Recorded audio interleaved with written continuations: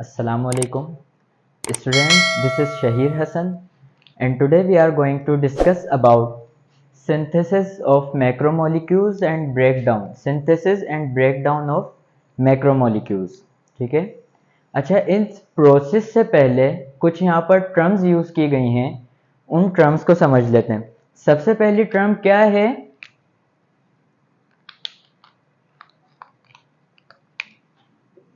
Macromolecule. अच्छा, macromolecule होता क्या है? मैंने आपको बताया था कि एक सेल होता है, सेल के अंदर प्रोटोप्लाज्म के अंदर कुछ कार्बन कंटेनिंग मॉलिक्यूल्स मौजूद होते हैं। ठीक है, कौन कौन से? Protein, carbohydrate, lipids, nucleic acids.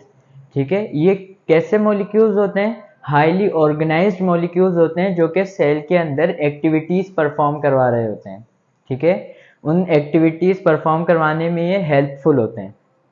ठीक है, तो ये होते हैं मैक्रोमोलिक्यूल्स। ठीक है, अब मैक्रोमोलिक्यूल्स होते क्या हैं कि किस तरीके से बनते हैं? देखें, हमारे पास जो है वो दो मॉलिक्यूल्स मौजूद होते हैं, दो मॉलिक्यूल्स होते हैं। एक तो मैक्रोमोलिक्यूल होता है और एक माइक्रोमोलिक्यूल होते हैं। ठीक है, तो हम बहुत सारे माइक्रोमोलिक्यूल को जब कंबाइन करवाएंगे तो हमारे पास कौन सा मॉलिक्यूल बनेगा? एक मैक्रोमोलिक्यूल। फॉर एग्जाम्पल, आपके पास प्रोटीन है, प्रोटीन क्या है? एक मैक्रोमोलिक्यूल है। ठीक है, क्यों? क्योंकि वो बहुत सारे माइक्रोमोलिक्यूल से मिलकर बने हैं। अब वो माइक्रोमोलिक्यूल कौन से होते हैं? Amino acids. ठीक है, ऐसे ही जो है हम बात कर लें लिपिड्स की या न्यूक्लिक एसिड्स की। ठीक है, न्यूक्लिक एसिड क्या है? एक मैक्रोमोलिक्यूल है क्योंकि वो बहुत सारे माइक्रोमोलिक्यूल से मिलकर बने हैं। तो माइक्रोमोलिक्यूल कौन से हैं? आपके पास न्यूक्लियोटाइड्स। ठीक है, तो अब ये जो मैक्रोमोलिक्यूल है इसको हम पॉलीमर भी कह सकते हैं। ठीक है, आपके पास अच्छा, इन मैक्रोमोलिक्यूल को 4 कैटेगरीज में डिवाइड किया गया है। ठीक है, कौन कौन सी कैटेगरीज हैं? वही जो हमने पहले बात की थी, protein, carbohydrate, lipid, nucleic acid. ठीक है, 4 कैटेगरीज हैं मैक्रोमोलिक्यूल की। ये कौन कौन से? Protein, carbohydrate, lipid, nucleic acid. ये क्या है हमारे पास? मैक्रोमोलिक्यूल। अब इन मैक्रोमोलिक्यूल को हम पॉलीमर भी कह सकते हैं। ठीक है, क्यों? क्योंकि इसके अंदर एक ही चीज जो है वो बार बार रिपीट की गई है और एक बड़ा स्ट्रक्चर बना है। ठीक है, फॉर एग्जाम्पल, आपके सामने एक दीवार मौजूद है। ठीक है, अब वो एक क्या है? एक बड़ा स्ट्रक्चर है। वो बड़ा स्ट्रक्चर कैसे बने? एक ही चीज को बार बार रिपीट करने के बाद वो एक बड़ा स्ट्रक्चर बने। ठीक है, अब वो एक बार बार जो उसके अंदर जो चीज बार बार रिपीट की गई है वो क्या है? आपके पास एक ब्लॉक, एक ईंट। ठीक है, ईंट के ऊपर आप एक ईंट रख देंगे, एक ईंट के ऊपर आप दूसरी, तीसरी, चौथी, तो ये आपके पास क्या बन जाएगी? एक दीवार बन जाएगी। ठीक है, एक बड़ा स्ट्रक्चर बन जाएगा। ठीक है, तो अगर हम बात करें प्रोटीन की, तो प्रोटीन क्या है? पॉलीमर या मैक्रोमोलिक्यूल। अब पॉलीमर क्यों कहा गया है इसको? क्योंकि इस प्रोटीन के अंदर बार बार एक ही चीज जो है वो रिपीट हो रही है, जब जाके ये बड़ा स्ट्रक्चर बना है। तो यहां पर जो बार बार जो चीज रिपीट हो रही है वो कौन सी है? Amino acid. ठीक है, अब इस अमाइनो एसिड को हम क्या बोलेंगे? इसका मोनोमर। जैसे आपके पास एक दीवार है, वो दीवार क्या है? पॉलीमर, और उसका जो है मोनोमर क्या है? वो एक ब्लॉक है, एक ईंट है। ठीक है, ऐसे ही आप जो है एक एग्जांपल ले लेते हैं, पॉलीसेकेराइड। कार्बोहाइड्रेट में एक वर्ड यूज होता है पॉलीसेकेराइड। अब पॉलीसेकेराइड क्या है? एक पॉलीमर है। इस पॉली के मीन्स होते हैं मैनी, सेकेराइड मीन्स शुगर। ठीक है, अब इसका मोनोमर क्या होगा हमारे पास? इसका मोनोमर होगा ग्लूकोज या फिर मोनोमर, सॉरी, मोनोसेकेराइड। ये इसका क्या होगा? मोनोमर। ठीक है, वैसे ही बात कर लेते हैं न्यूक्लिक एसिड की। तो न्यूक्लिक एसिड क्या है? एक पॉलीमर है। पॉलीमर क्यों? क्योंकि इसके अंदर बार बार एक ही चीज रिपीट की गई है और उसी चीज को रिपीट करने के बाद आपके पास ये एक पॉलीमर बने, एक मैक्रोमोलिक्यूल बने। अब इसका मोनोमर क्या होगा? न्यूक्लियोटाइड्स।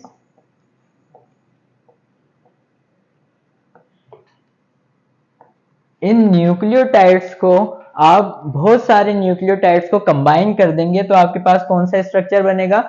Nucleic acid. ऐसे ही जो है वो बहुत सारे मोनोसेकेराइड को जो है वो जब आप कंबाइन करेंगे तो आपके पास एक बनेगा पॉलीमर, पॉलीसेकेराइड। सिमिलरली आप जो है बहुत सारे अमाइनो एसिड्स को जब कंबाइन करेंगे तो आपके पास जो मॉलिक्यूल बनेगा, जो पॉलीमर बनेगा, वो क्या होगा? प्रोटीन। ये क्या है? Amino acid, glucose, monosaccharide, nucleotides, ये क्या है? माइक्रोमोलिक्यूल।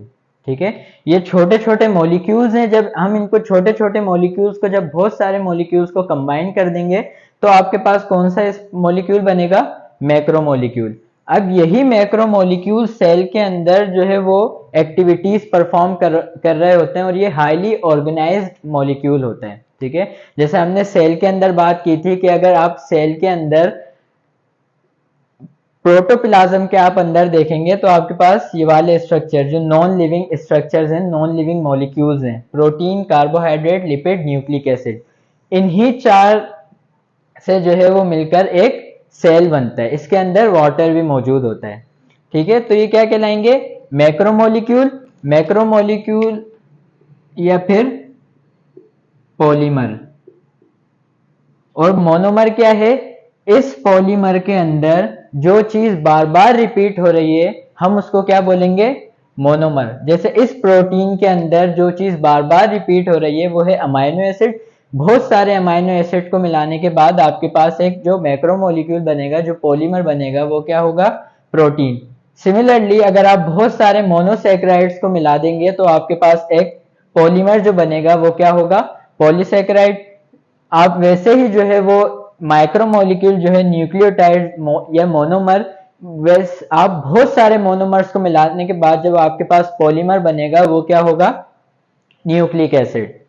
ठीक है, अच्छा, अब इस मैक्रोमोलिक्यूल या पॉलीमर को बनाने का, हम इसको बनाना चाह रहे हैं। ठीक है, हम यहाँ पर क्या बात कर रहे हैं? सिंथेसिस ऑफ मैक्रोमोलिक्यूल के मैक्रोमोलिक्यूल को बनाने वाला जो प्रोसेस है वो कौन सा है? ठीक है, अब हमें मालूम हो गया है कि जब हम कोई भी मैक्रोमोलिक्यूल या जब पॉलीमर बनाएंगे तो वो कैसे बनाएंगे? बहुत सारे माइक्रोमोलिक्यूल को या फिर बहुत सारे मोनोमर को कंबाइन करने के बाद जो आपके पास मॉलिक्यूल बनेगा वो या तो पॉलीमर होगा या फिर मैक्रोमोलिक्यूल। हम इसको पॉलीमर भी कह सकते हैं या मैक्रोमोलिक्यूल भी कह सकते हैं, या फिर हम इस मोनोमर को मोनोमर भी कह सकते हैं या फिर माइक्रोमोलिक्यूल भी कह सकते हैं। अब वो जो प्रोसेस होता है वो कौन सा होता है? आपके पास ये एक मोनोमर है और ये एक मोनोमर है। ये आपके पास दो मोनोमर्स हैं। अब इसको कंबाइन करवाने के बाद आपके पास जो एक बनेगा वो क्या होगा? पॉलीमर। ठीक है, ऐसे ही बहुत सारे मोनोमर्स कंबाइन होंगे। अब क्या होता है कि ये जो मोनोमर हैं ये क्या है? हाई स्टेबल हैं। ठीक है, ये जो दोनों मोनोमर हैं ये क्या है? स्टेबल हैं। अब इन दोनों को मिलने के लिए एक कुर्बानी पेश करनी पड़ेगी। ठीक है, इस एक मोनोमर के साथ लगा हुआ है हाइड्रोजन और इसके साथ लगा हुआ है OH। ठीक है, ये कब मिलेंगे? जब ये हाइड्रोजन रिलीज करवाएगा और ये वाला मोनोमर OH जो है वो रिमूव करवाएगा अपने पास, क्योंकि ये स्टेबल है।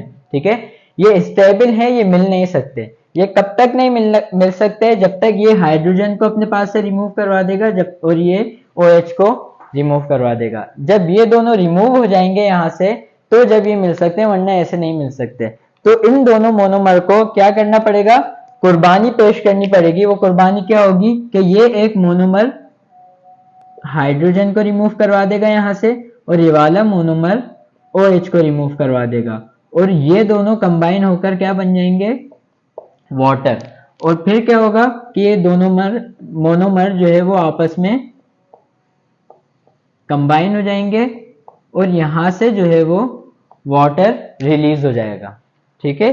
अच्छा, ये जो पूरा प्रोसेस होता है ये एंजाइम्स के थ्रू होता है। ये प्रॉपर जो पूरा प्रोसेस होता है इसमें एंजाइम्स भी शामिल होते हैं, इसमें एनर्जी भी लगती है। ठीक है।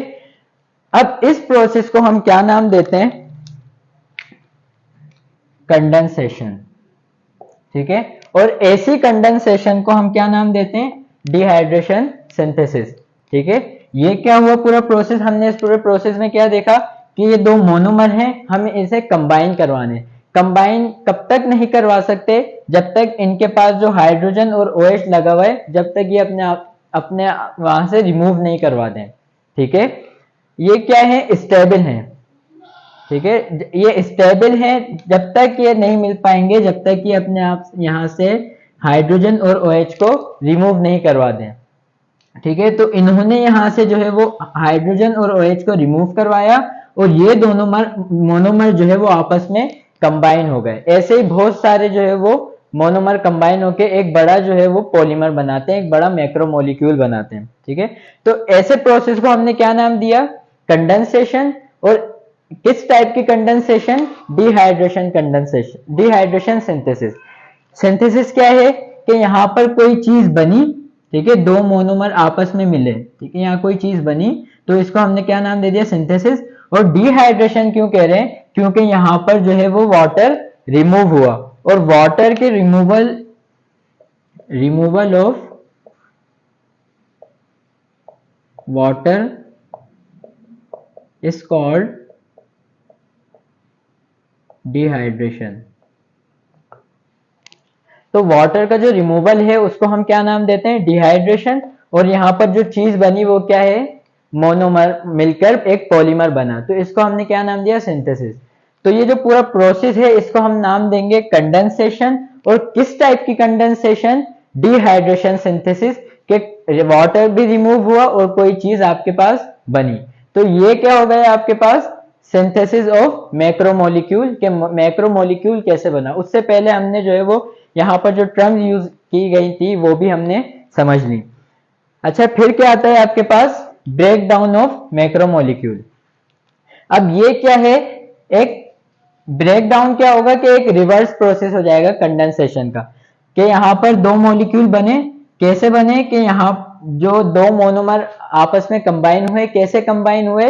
वाटर को रिमूव करवा के। ठीक है। एक ने हाइड्रोजन निकाला, एक ने OH निकाला, तो यहाँ पर क्या रिलीज हो गया? वाटर रिलीज हो गया और यहाँ पर दो मोनोमर मिलकर दो मोनोमर बन गए और यहाँ पर एक पॉलीमर बन गया। ठीक है। अब ब्रेक डाउन में क्या होगा कि यहाँ पर जो हाइड्रोजन है, सॉरी, यहाँ पर जो वाटर है वो वाटर क्या हो जाएगा? इस मोनोमर के साथ, इस पॉलीमर के साथ ऐड हो जाएगा और आपके पास जो मॉलिक्यूल बन जाएंगे, ये वाटर यहाँ पर ऐड हुआ, वाटर की एडिशन के बाद यहाँ पर क्या बन जाएंगे? ये जो पॉलीमर है ये क्या हो जाएंगे? अलग अलग हो जाएंगे। और यहाँ पर क्या हो जाएगा? इस हाइड्रोजन, इस एक मोनोमर के साथ H आके लग जाएगा हाइड्रोजन, और इस एक मोनोमर के साथ OH आके लग जाएगा। तो ये क्या है? जस्ट एक रिवर्स प्रोसेस है कंडेंसेशन का। ठीक है। कि जिसमें क्या होता है? मैक्रोमोलिक्यूल को, ठीक है, या यूं कह लें पॉलीमर को जो है वो हम इसकी ब्रेक डाउन करवाते हैं। कैसे ब्रेक डाउन करवाएंगे? कि by the addition of water. Addition, वो वाटर को यहाँ पर जो है ऐड करवाएंगे पॉलीमर के अंदर। ठीक है। यहाँ पर इसको ब्रेक डाउन करवाने के लिए वाटर को यहाँ ऐड करवाएंगे और आपके पास जो क्या बन जाएगा? दो मोनोमर जो है वो सेपरेट हो जाएंगे। ठीक है। ये क्या है? एक जस्ट रिवर्स प्रोसेस है, रिवर्स किसका? कंडेंसेशन का। अच्छा, अब इस पूरे प्रोसेस के अंदर जो है वो एंजाइम्स भी शामिल होते हैं, एनर्जी भी लगती है। ठीक है। ये ऐसा नहीं है कि खुद ब खुद आपके पास ये प्रोसेस हो जाए। अब यहाँ पर जो है इस वाटर को जब हमने इस पॉलीमर में ऐड करवाया तो यहाँ पर क्या होगा कि यहाँ पर बॉन्ड टूट जाएगा। और जब यहाँ पर बॉन्ड टूटेगा तो यहाँ पर आपके पास एनर्जी रिलीज होगी, डेट इज एडिनोसाइन ट्राइफॉस्फेट। ठीक है। ATP यहाँ पर रिलीज होगी। अब यही जो ATP है ये कहां पर जो है वो यूज होगी? आपके मेटाबॉलिक प्रोसेस के अंदर। ठीक है।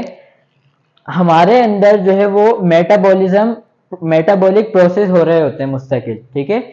अब ये मेटाबॉलिक प्रोसेस क्या है कि कोई चीज बन रही होती है या फिर कोई चीज टूट रही होती है, जिसको हम नाम देते हैं मेटाबॉलिक प्रोसेस का या फिर मेटाबॉलिज्म भी कहते हैं, ठीक है। किसी भी चीज का बनना या फिर किसी भी चीज का टूटना हम क्या नाम देते हैं, मेटाबॉलिज्म या फिर मेटाबॉलिक प्रोसेस। अब अगर कोई चीज बन रही होगी तो हम उसको क्या नाम देंगे,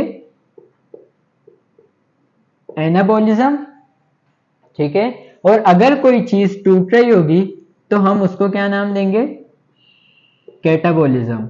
ये इन दोनों को मिलाकर कौन से प्रोसेस हो रहे होते हैं हमारी बॉडी के अंदर, मेटाबॉलिक प्रोसेस या फिर मेटाबॉलिज्म। अच्छा, अगर कोई चीज यहां पर बन रही होगी तो वो किस प्रोसेस से बनेगी, आपके पास कंडेंसेशन वाले प्रोसेस से, ठीक है। अगर यहां पर कोई चीज बन रही होगी तो वो किस प्रोसेस से बनेगी, कंडेंसेशन से। या फिर अगर कोई चीज टूट रही होगी तो वो किससे टूटेगी, हाइड्रोलाइसिस से, ठीक है। फॉर एग्जाम्पल हमारी बॉडी के अंदर हम कोई भी जो है वो फूड लेते हैं, ठीक है।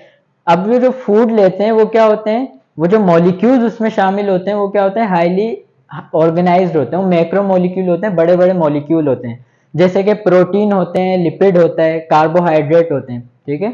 जब हम अपनी बॉडी के अंदर वो फूड ले लेते हैं तो हमारी वो डाइजेस्टिव सिस्टम के अंदर उनका क्या होता है, ब्रेक डाउन हो रहा होता है, ठीक है। वो जो ब्रेक डाउन हुआ वो कैसे हुआ, हाइड्रोलाइसिस से, ठीक है। वो जो प्रोटीन था उसका जब डाइजेस्टिव सिस्टम के अंदर ब्रेक डाउन हुआ, वो ब्रेक डाउन होके वो किस में कन्वर्ट हो गया, अमाइनो एसिड्स में। जब प्रोटीन का ब्रेक डाउन होगा तो वो किस में कन्वर्ट हो जाएगा, अमाइनो एसिड में, ठीक है। तो हमने कोई भी फूड लिया, फूड लेने के बाद जब हमारी बॉडी के अंदर डाइजेस्टिव सिस्टम के अंदर उस प्रोटीन का ब्रेक डाउन होगा, वो ब्रेक डाउन के बाद वो क्या हो जाएंगे, अमाइनो एसिड्स में कन्वर्ट हो जाएंगे, ठीक है। तो ये कौन सा प्रोसेस हो गया, कैटाबॉलिज्म, हाइड्रोलाइसिस, ठीक है। कोई चीज यहां पर क्या हो रही है, टूट रही है। यहां पर क्या टूटा, प्रोटीन टूटा, किसमें, अमाइनो एसिड्स में, ठीक है। तो यहां पर किस प्रोसेस से टूटा, हाइड्रोलाइसिस से। फिर क्या होता है कि अगर हम जो है वही अमाइनो एसिड्स कहाँ जाते हैं, ब्लड के अंदर, ब्लड के थ्रू होते हुए वो कहाँ जाते हैं, आपके सेल के अंदर। अब उस सेल के अंदर वही सेल जो है वो बहुत सारे अमाइनो एसिड्स जमा करता है और वो बहुत सारे अमाइनो एसिड्स को कंबाइन करवाने के बाद वो अपनी एक सेल की प्रोटीन बना लेता है इन्हीं अमाइनो एसिड से। तो यहाँ पर क्या चीज, कोई चीज बन रही है और किस प्रोसेस से बनेगी, कंडेंसेशन से बनेगी, ठीक है। तो यहाँ पर जो है हमारी बॉडी के अंदर मुस्तकिल मेटाबॉलिक प्रोसेस हो रहे होते हैं, मेटाबॉलिज्म हो रही होती है। कोई भी चीज बन रही होती है या फिर कोई चीज टूट रही होती है। तो जो चीज टूटेगी वो किस प्रोसेस से टूटेगी, हाइड्रोलाइसिस से। या कोई चीज बनेगी तो वो कैसे बनेगी, कंडेंसेशन से, ठीक है। तो ये जो हमारा टॉपिक था वो क्या था, जो हमारे पास मैक्रोमोलिक्यूल हैं या जो पॉलीमर है उसको हम कैसे बना सकते हैं और वो कैसे टूट सकते हैं या इसको कैसे तोड़ सकते हैं। तो मैक्रोमोलिक्यूल को हम पॉलीमर भी कह सकते हैं। और मैक्रोमोलिक्यूल हमारे पास कौन से हैं, protein, carbohydrate, lipid, nucleic acid, ठीक है। और ये कैसे बने हुए होते हैं, बहुत सारे माइक्रोमोलिक्यूल को कंबाइन करवाने के बाद या फिर बहुत सारे मोनोमर को कंबाइन करवाने के बाद हमारे पास या तो पॉलीमर बनता है या फिर मैक्रोमोलिक्यूल बनता है। हम मैक्रोमोलिक्यूल या पॉलीमर कोई भी वर्ड इस्तेमाल कर सकते हैं, ठीक है। ये आज का हमारा जो है वो टॉपिक था। उम्मीद है आप लोगों को समझ में आया होगा। Thank you.